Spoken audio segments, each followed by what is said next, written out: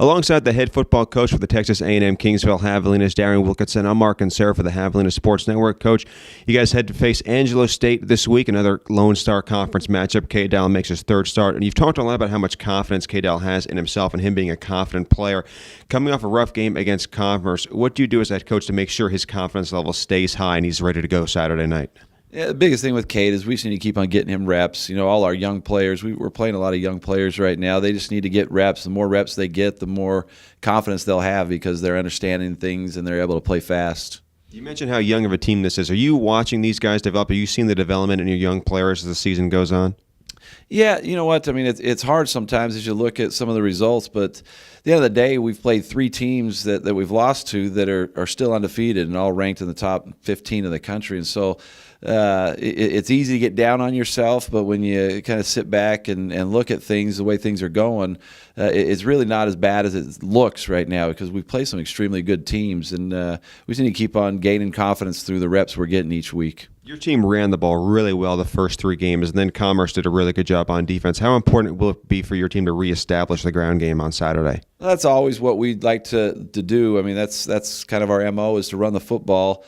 It's tough right now with all the injuries we have on the offensive line as well as at running back. You know, we're playing with guys that we were hoping to maybe even redshirt this year, and so we're struggling a little bit with injuries, but that's really no excuse. We got to make sure that those guys that are playing because of injury are stepping up and playing to the level that we expect them to play at. Trevor Moses is leading your team in tackles, has 31 tackles, has put up 11 tackles in a game twice this season. How important is the role he's been playing for you on defense? The biggest thing with Trevor is just he's the quarterback on defense. He gets us lined up right, and obviously he has a nose for the ball, and he gets there quick, and he makes plays. And so we need to have him continue to do that to make sure he gets people lined up, and our defense runs well when he understands and gets people lined up correctly. Jake Faber's starting at quarterback for Angelo. He's also their second leading rusher this season.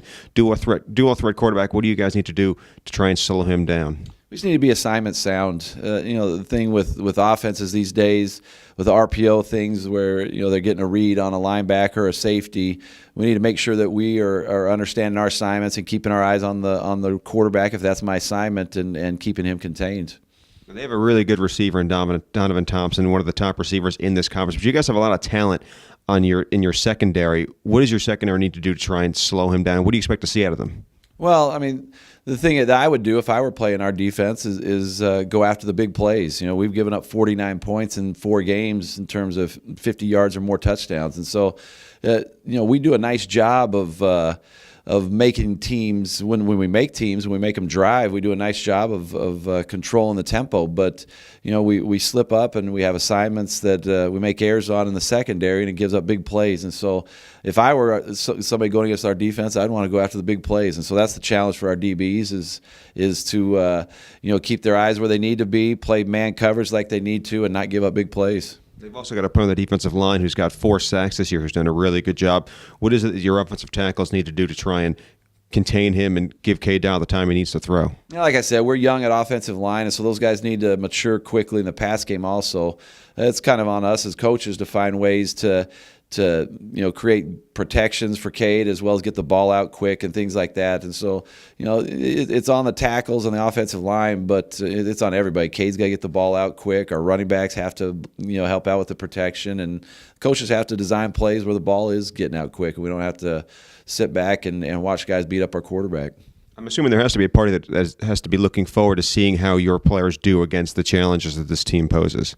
Well, yeah, I mean, you always look forward to the weekend. The week in practice, it's a grind, and we coaches are here all night long trying to devise game plans and things, and the players work their tails off during the week, and so you get out there on the weekend, and it's time to see if all this stuff that we did is going to work, and so we're excited about that challenge. All right, well, Coach, best luck this weekend. Thanks for the time. I appreciate it. He's Daren Wilkinson. I'm Mark and Sarah for the Javelina Sports Network.